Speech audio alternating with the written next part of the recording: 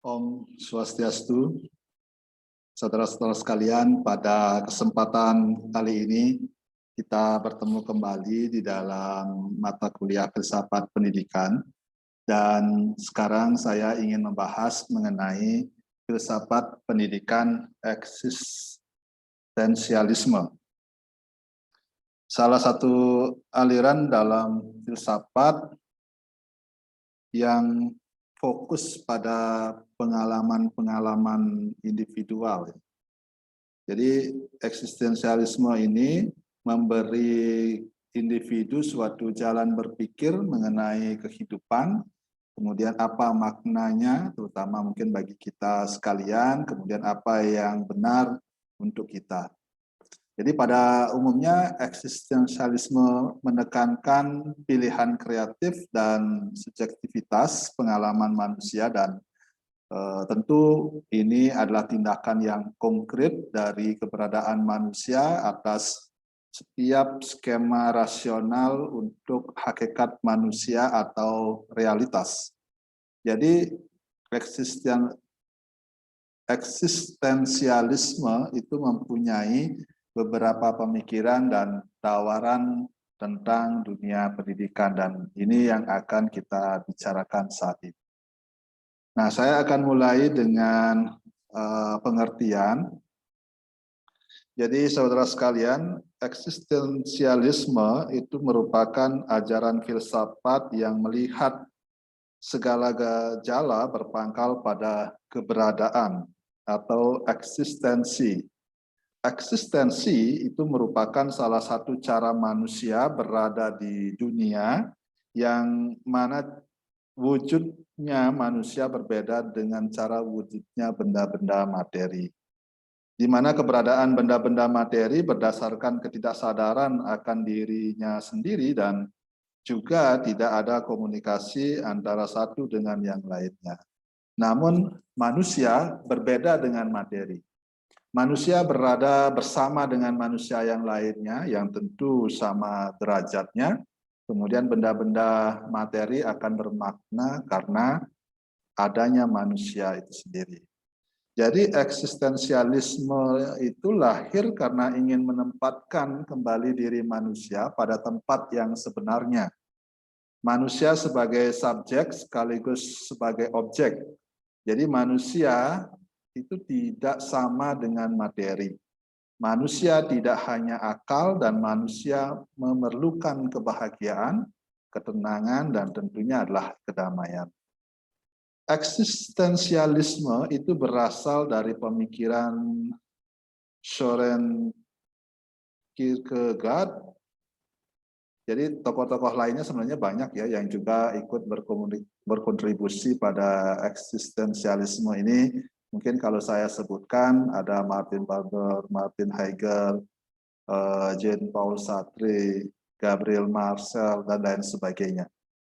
Jadi inti masalah yang menjadi pemikiran eksistensialisme itu adalah sekitar apa kehidupan manusia, kemudian apa pemecahan yang konkret terhadap persoalan makna eksis atau berada dari manusia itu sendiri.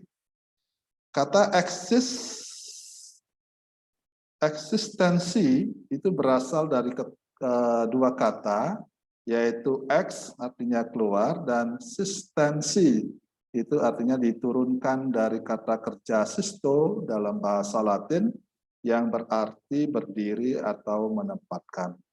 Jadi justru itu kata eksistensi diartikan sebagai manusia yang berdiri sebagai diri sendiri dengan keluar dari dirinya.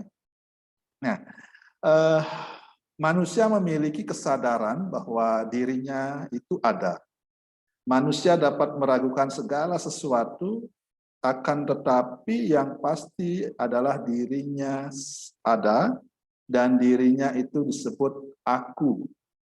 Segala sesuatu di sekitarnya dihubungkan dengan dirinya. Misalnya ini handphoneku, ini komputerku, ini laptopku, ini rumahku, dan lain sebagainya.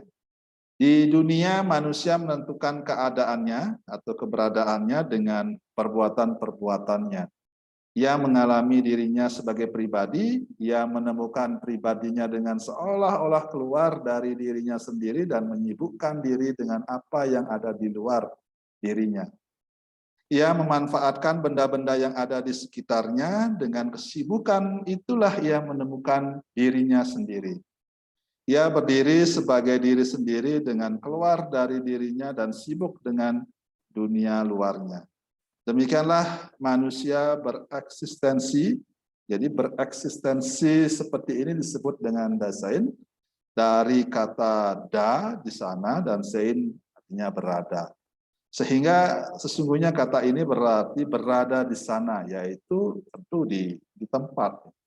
Jadi manusia senantiasa menempatkan diri di tengah-tengah dunia sekitarnya, sehingga ia terlibat dalam alam sekitarnya dan bersatu dengannya. Jadi sekalipun demikian, saya kira manusia tidak sama dengan dunia sekitarnya, tidak sama dengan benda-benda, sebab manusia sadar akan keberadaannya. Jadi beberapa teori telah memperluas filsafat eksistensialis ke filsafat pendidikan dengan menguraikan implikasi pendidikan pada aliran eksistensialis. Mungkin seperti yang Anda bisa baca, itu ada Harlow Sodwesquist, kemudian Van Cleef Morris, kemudian George Kleiner. Bahkan Kleiner ini telah menunjukkan bahwa aliran eksistensialis mencakup beberapa pandangan yang berbeda atau tindakan berfilsafat yang menembus berbagai filosofi yang juga bukan termasuk dalam filsafat sistemik. Jadi eksistensialisme merupakan suatu cara melihat dan berpikir tentang kehidupan di dunia, sehingga prioritas diberikan kepada individualisme dan subjektivitas. Nah, eksistensialis menerima pernyataan bahwa manusia hidup di suatu dunia yang ada sebagai suatu fakta kehidupan yang tidak menyenangkan. Kontribusi eksistensialis adalah mencari filosofi individu tentang keteguhan manusia yang peduli terhadap kematian, hidup, cinta, dan makna. Jadi setiap manusia dilahirkan, kemudian hidup, memilih jalannya, dan menetapkan makna keberadaannya. Jadi beberapa penilaian pokok dalam penilaian filosofi eksistensialis itu kalau saya sebutkan, yang pertama ada keberadaan, manusia diberikan begitu saja sebagai kondisi pengalaman tertentu. Kemudian yang kedua, definisi diri atau keaslian individu ditegaskan dengan membuat beberapa pilihan yang menghasilkan suatu kehidupan yang penuh dengan makna. Nah, yang ketiga, tugas pendidikan yang utama adalah merangsang setiap manusia agar tersadar bahwa diri sendirilah yang memiliki tanggung jawab untuk menciptakan makna dan definisi dirinya sendiri. Kemudian saya lanjutkan dengan sejarah munculnya eksistensialisme ya.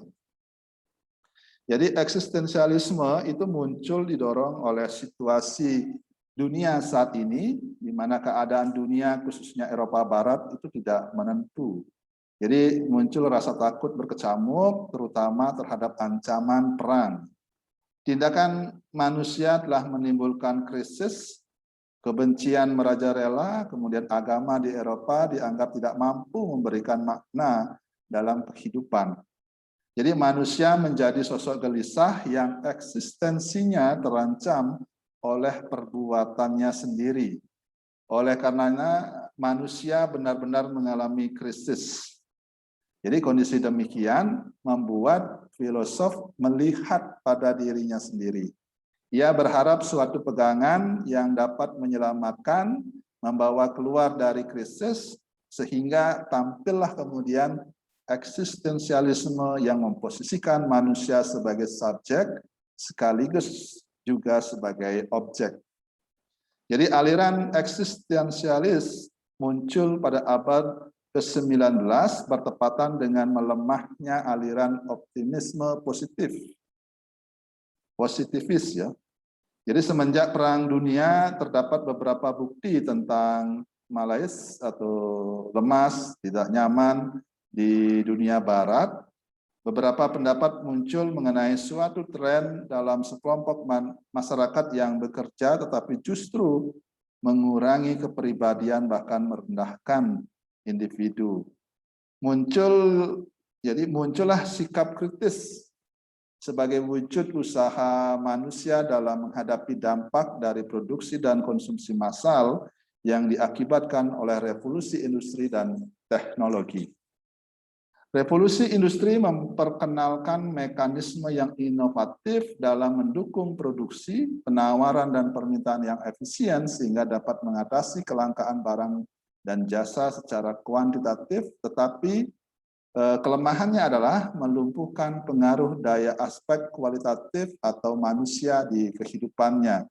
Jadi yang pada akhirnya makna individu sebagai seseorang itu menjadi semakin minim. Teknologi yang kompleks memiliki peran yang mengarahkan pada standarisasi produksi. Jadi sehingga setiap orang disamakan sebagai manusia yang terstandarisasi atau dapat diukur yang kebutuhannya, keinginannya, dan harapannya juga dapat diukur. Fitur-fitur perusahaan dan standarisasi masyarakat massa tidak terbatas pada bidang ekonomi, politik, dan kehidupan sosial saja, tetapi juga terus diperluas di bidang pendidikan. Sekolah-sekolah menyerupai sebuah pabrik pendidikan karena dilakukan di gedung besar agar dapat mengedukasi banyak siswa dan bertujuan menghasilkan produk yang terstandarisasi. Metode pembelajaran dirancang agar proses belajar lebih efisien sehingga dapat mendidik siswa dalam jumlah yang banyak. Berbagai aspek teknologi pendidikan seperti mesin pengajar, pembelajaran yang disiarkan di TV, di channel-channel media sosial, kemudian ada paket pengajaran multimedia dan tes standar telah diperkenalkan untuk membantu pembelajaran lebih efisien. Saudara sekalian, situasi pendidikan pada masa ini memiliki ciri yaitu ukuran kelas besar, birokrasi yang impersonal, kemudian sedikit interaksi antara guru dan siswa, jadi terutama mungkin kita bisa lihat di dalam masa pandemi COVID-19 saat ini. Disinilah aliran eksistensialisme muncul sebagai upaya dalam mengurangi impersonalisasi yang mempengaruhi sekolah, mungkin kalau kita flashback ke belakang itu pada abad ke-20 dan menekankan kembali hubungan aku kamu antara guru dan siswa. Eksistensialis memiliki komitmen untuk membentuk kembali situasi manusia agar memiliki kepribadian manusia yang paling tinggi, paling bebas, dan paling asli. Jadi eksistensialis melihat kehidupan sangat bervariatif, kompleks, dan sulit diprediksi dalam kategori filosofi yang tersusun secara rapi. Nah, eksistensialisme menolak sistem metafisik arsitektonis yang berkaitan dengan filosofi tradisional seperti mungkin sudah pernah saya jelaskan pada pembelajaran yang dahulu seperti idealisme dan realisme, serta menolak kebergantungan peneliti pada metode ilmiah. Eksistensialisme menyimpang dari sistem filsafat yang memandang dunia dengan membuat kategorisasi pengalaman manusia berdasarkan konsep realitas sebelumnya. Jadi eksistensialis menyangkal universal, absolut, dan kategori sendiri. Eksistensialis keberatan pada premis-premis yang dinyatakan oleh Aristotelian, misalnya realis alam Aristotelian itu kan menegaskan keberadaan suatu tatanan objek realitas tidak bergantung pada rencana dan tujuan manusia. Jadi manusia sebagai bagian dari realitas tersebut dan sebagai makhluk rasional memiliki tugas tertentu di dalamnya, yaitu bertindak atau berperilaku rasionalis. Nah, hal ini berarti bahwa akal dianggap sebagai komponen utama dalam definisi manusia, dan akal juga dianggap sebagai dasar dan penentu dari sifat manusia. Jadi akibatnya manusia tidak dapat benar-benar memilih alasan sebagai nilai. Jadi eksistensialis juga menolak filosofi pendidikan eksperimental Dewey yang menekankan pada metode ilmiah dan asosiasi manusia. Hal ini dikarenakan individu memiliki kemampuan untuk membentuk kebenaran yang tentatif melalui prosedur sains empiris. Jadi meskipun Dewey percaya bahwa individu memiliki pemerolehan kebebasan melalui interaksi kelompok, beberapa eksistensialis beranggapan bahwa ada penyeragaman individu untuk memiliki pemikiran yang sama di bawah kehendak kelompok. Jadi artinya individu dipaksa untuk mematuhi keputusan yang disepakati oleh kelompok tersebut.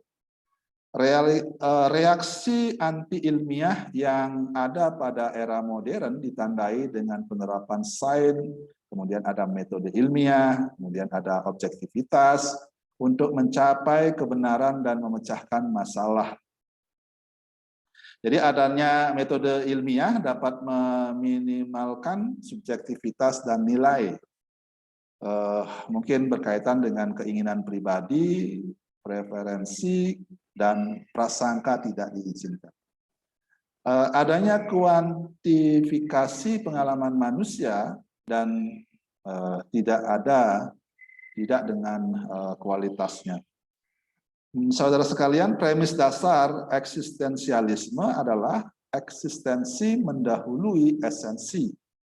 Jadi sekali lagi, eksistensi itu mendahului esensi yang menekankan keunggulan subjektivitas manusia. Manusia ditempatkan pada posisi sebagai pembuat esensinya, yaitu manusia mendefinisikan dirinya sendiri. Hal ini dapat dilakukan dengan membuat pilihan individu, pribadi, dan tentu subjektif. Jadi inti dasar filsafat eksistensialis adalah menggambarkan suatu usaha manusia untuk mendefinisikan dirinya melalui pilihan. Jadi selain itu, tujuan manusia tidak ditemukan dalam struktur metafisis, teologis, atau sosiologis alam semesta. Jadi manusia bertanggung jawab untuk membuat nilainya sendiri, kemudian hal ini menunjukkan manusia merupakan individu yang unik. Masalah filosofi dasar dari eksistensialis adalah menilai dan memilih. Nilai-nilai tersebut muncul sebagai hasil dari pilihan pribadi, dan ia menciptakan dan membingkai nilai-nilainya sendiri juga. Jadi usaha pencarian kehidupan dan pendidikan eksistensialis diperuntukkan pada manusia sejati yang bebas dan sadar akan kebebasannya. Sadar bahwa setiap pilihan yang dibuat adalah tindakan menghasilkan nilai pribadi. Jadi dia juga akan menilai bahwa definisi diri tidak pernah ditentukan oleh siapapun dan apapun kecuali dirinya sendiri, tentunya. Masalah dasar eksistensialis juga dikarenakan oleh hubungan diri individu dengan orang dan lembaga lain. Mungkin Anda bisa membaca Morris. Jadi Morris kemudian memperkenalkan arti persahabatan sebagai suatu pertemuan antara orang-orang dan tidak memperlakukan subjektivitasnya sebagai fungsi atau objek. Ya, kemudian menekankan pada hubungan aku dan kamu. Di dalam beberapa buku kita bisa melihat bahwa bagaimana pandangan mengenai eksistensialisme ini berkaitan dengan bagaimanakah aku menjadi seorang individu.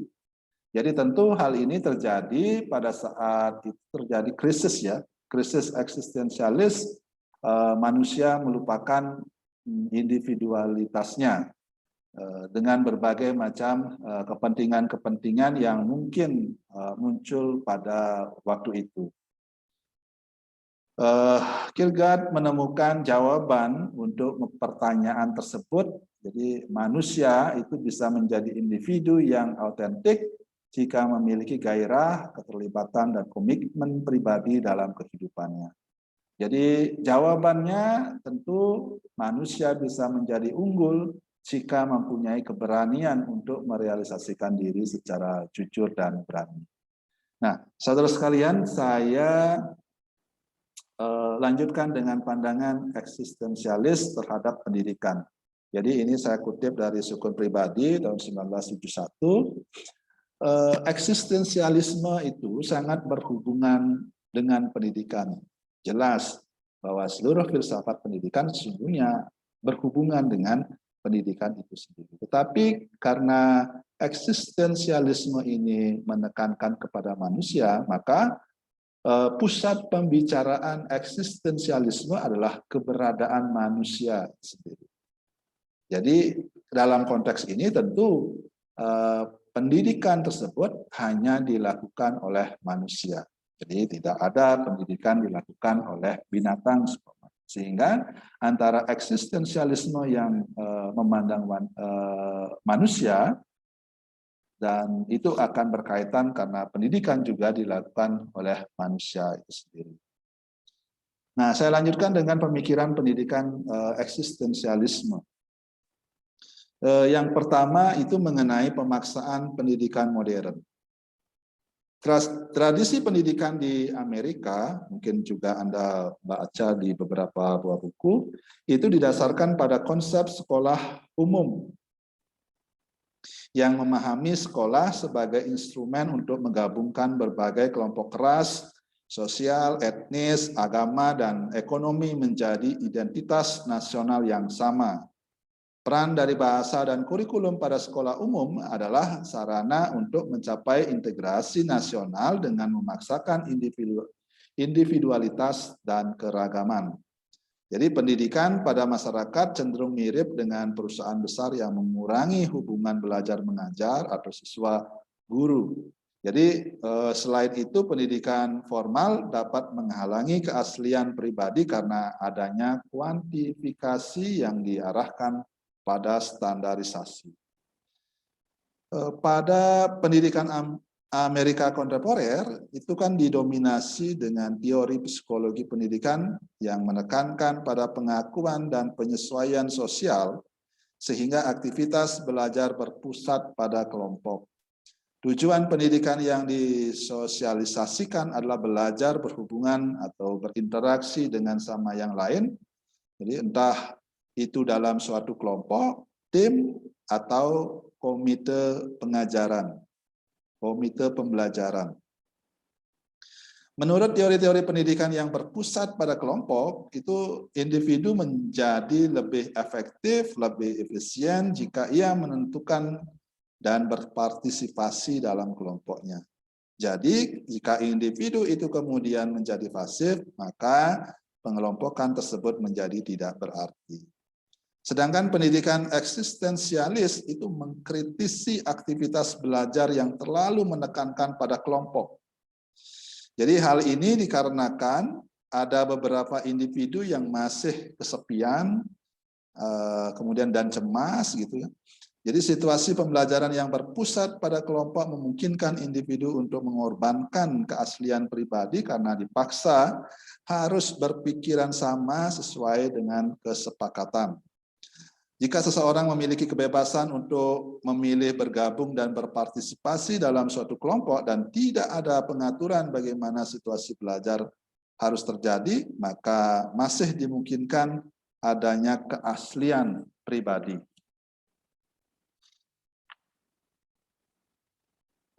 Itu mungkin berkaitan dengan pemaksaan pendidikan modern. Saya lanjutkan kemudian dengan yang kedua, pedagogi eksistensialis. Mungkin Anda juga bisa membaca beberapa bukunya Morris. Jadi Morris menegaskan bahwa pendidikan harus dapat menumbuhkan intensitas kesadaran. Dalam hal ini adalah siswa.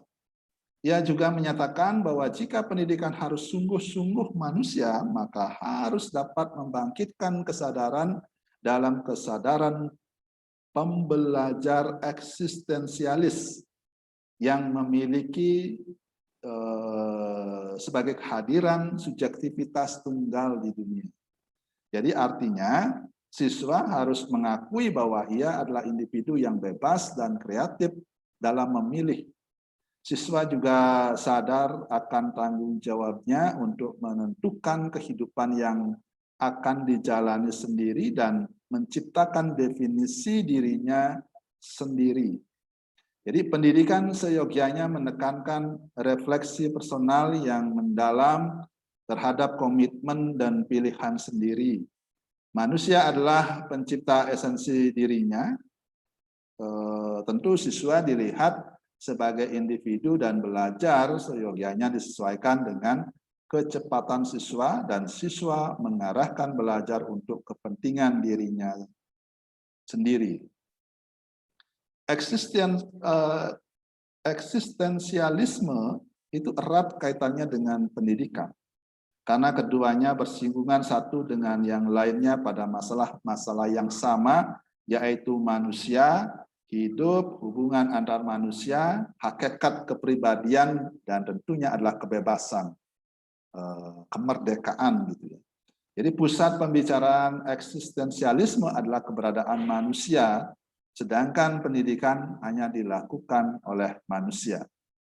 Dua periode dalam pendidikan eksistensialisme adalah periode pra-eksistensialis, kemudian periode momen eksistensialis. Periode pra-eksistensialis adalah masa kanak-kanak, ini mungkin sebelum pubertas ya. Anak tidak menyadari kondisi manusia, anak belum sadar akan identitas dan takdir pribadi, berada pada waktu pendidikan dasar, kemudian keterampilan yang dikembangkan adalah membaca, menulis, aritmatik, kemudian komunikasi, keterampilan fisik, rekreasi, sosial, dan keterampilan pemecahan masalah. Kemudian periode momen eksistensialis itu adalah individu sadar akan kehadirannya sebagai diri di dunia, kemudian memiliki wawasan akan kesadaran diri sendiri dan sadar akan kehadiran serta bentuk tanggung jawabnya di dunia. Kemudian individu mengalami momen eksistensialis yang bervariasi. Tetapi kalau menurut saya, kebanyakan orang mengalami saat pubertas. Dimulai pada tahun-tahun sekolah menengah pertama dan terus berlanjut melalui sekolah menengah atas dan tentunya adalah perguruan tinggi. Jadi dorongan dari pendidikan seperti ini adalah untuk membangkitkan dan meningkatkan kesadaran diri tentunya. Jadi itu akan diakhiri dengan pengalaman afektif dengan elemen-elemen pengalaman yang subjektif dan pribadi yang akan mendorong keterlibatan dalam situasi kondusif bagi pengetahuan bahwa seorang terlibat dalam pertanyaan yang baik dan buruk, benar atau salah. Kemudian epistemologi eksistensialis. Epistemologi eksistensialis menganggap bahwa individu bertanggung jawab akan pengetahuannya sendiri, karena yang bisa mendapatkan pengetahuan itu ya dari dirinya sendiri. Sumber pengetahuan yang utama itu adalah pengalaman pribadi. Jadi epistemologi eksistensialis itu muncul dari pengalaman dan pengetahuan manusia yang bersifat subjektif, pribadi, rasional, dan mungkin ada yang irasional. Validitas pengetahuan ditentukan oleh nilainya dan artinya bagi individu tertentu. Para eksistensialis lebih senang menyelidiki tentang keindahan, kemudian moral dan emosional manusia, serta faktor-faktor kognitifnya.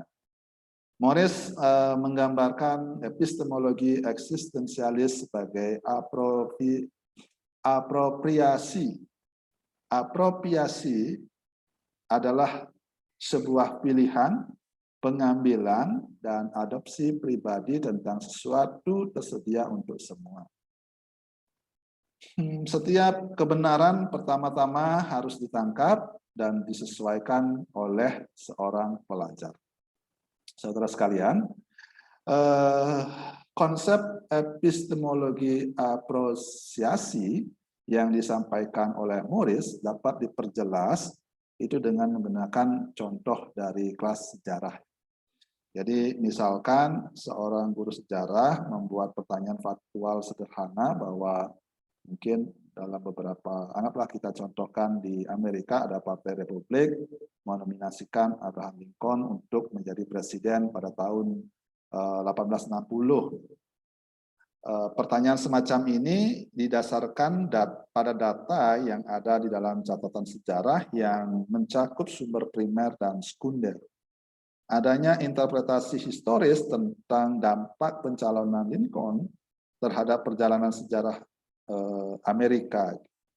Beberapa sejarawan telah menuduh bahwa pencalonan Lincoln dan pemilihan berikutnya menyebabkan negara-negara selatan untuk memisahkan diri dari Union, menyebabkan pembunuhan Lincoln. Kemudian, namun demikian adalah mungkin untuk menyatakan suatu peristiwa terjadi bahwa Lincoln dinominasikan untuk presiden pada tahun 1860.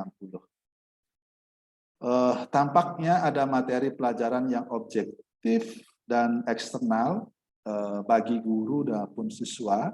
Jadi tentu saja baik guru maupun siswa tidak bertanggung jawab atas percalonan dari Lincoln.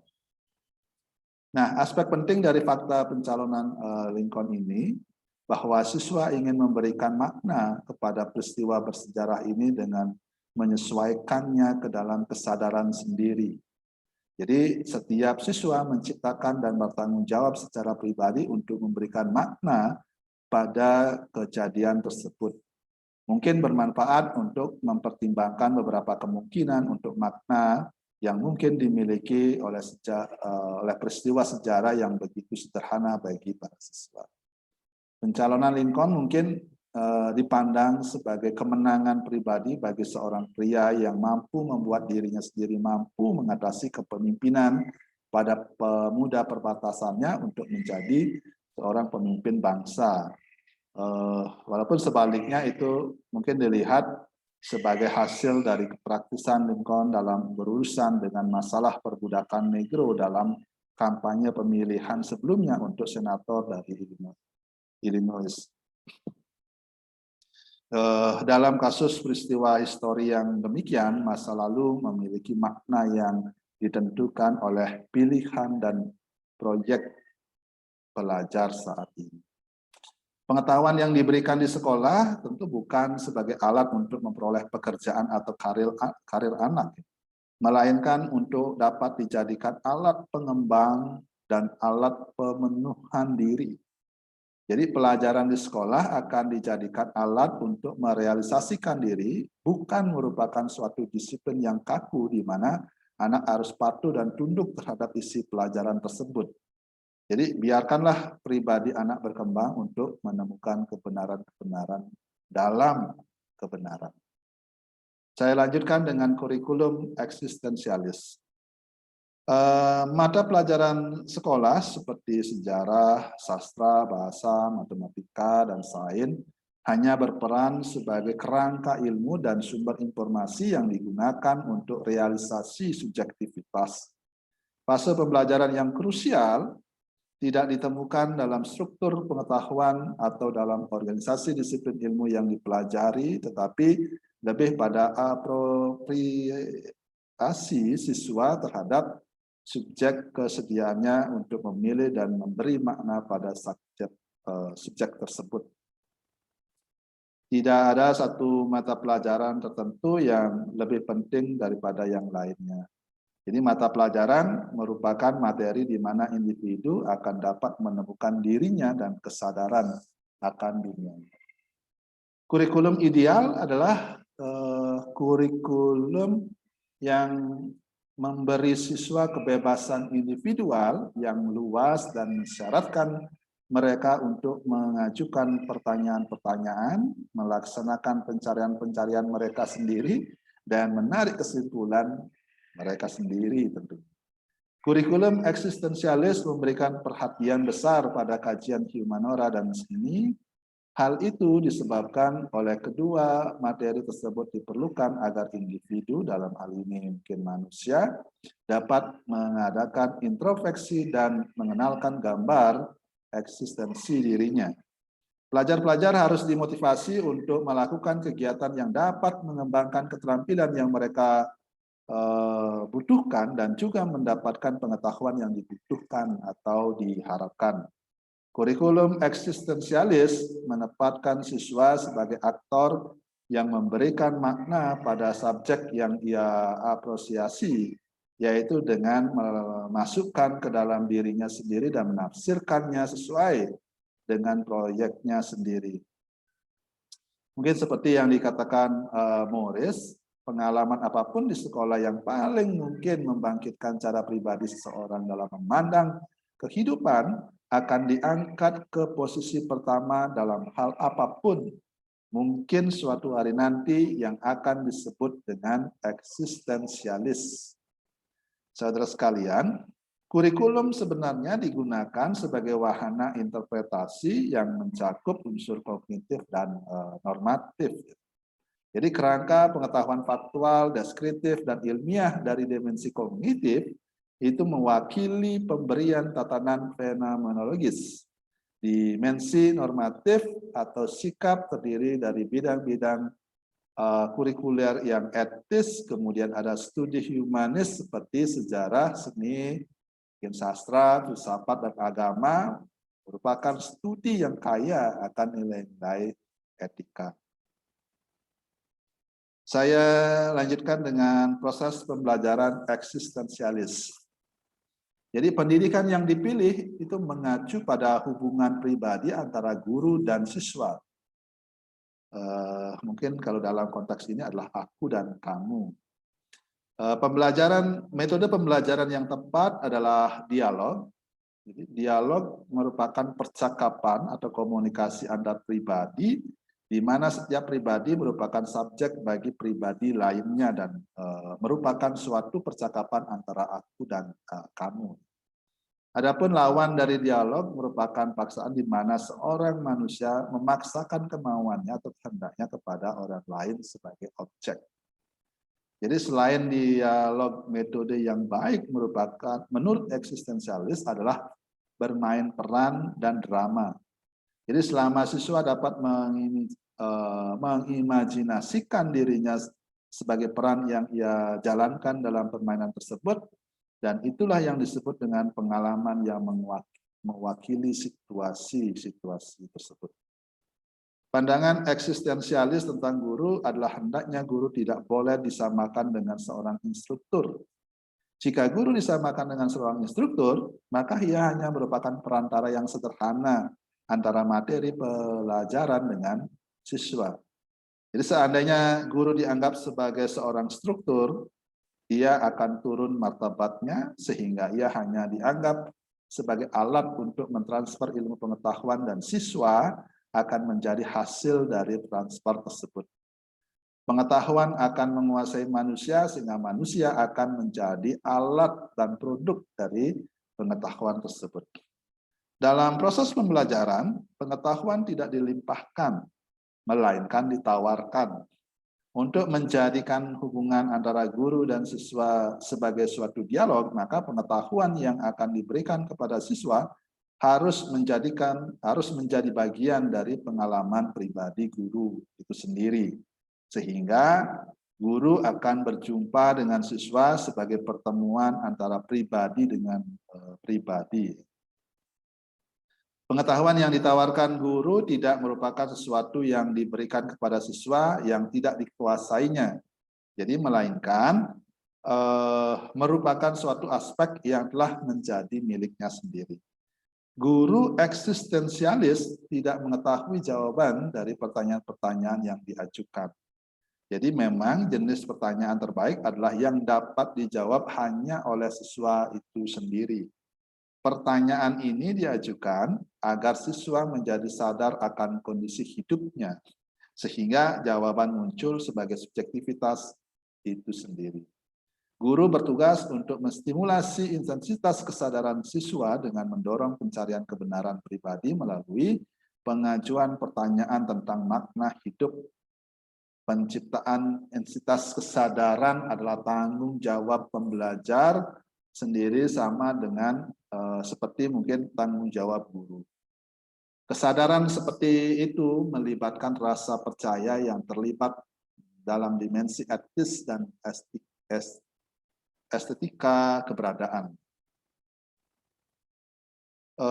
Eksistensialis berpendapat bahwa guru yang baik adalah rumah dan orang tua yang bersama dengan anaknya.